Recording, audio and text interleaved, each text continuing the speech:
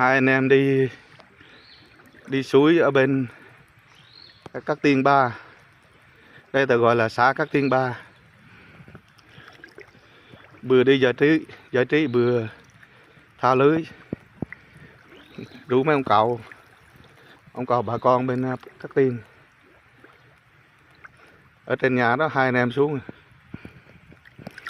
đang thả lưới. Nước chỗ này sâu lắm, 5-6 mét nước sâu lắm.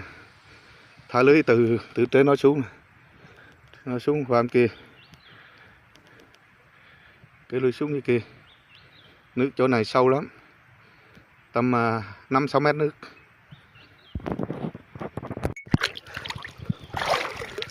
Đang thả lưới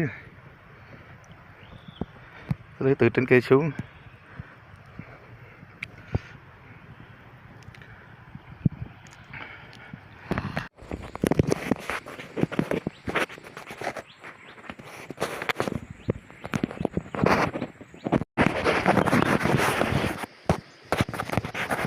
Cá hết này bạn.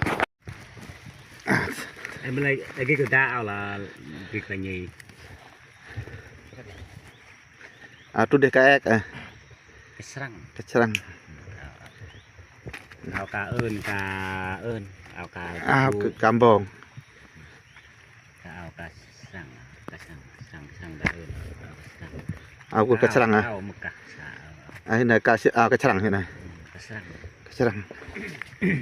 Ao cá lưng gồ à? Cá lưng gồ. Ừ. Hiện đây ao cá lưng gồ. Hiện đây cá lọ của ao. Cá srăng. Ao cá srăng. Ao cá đã ơn này à? Cá đã đập kìa. Cá đã sray à? Cá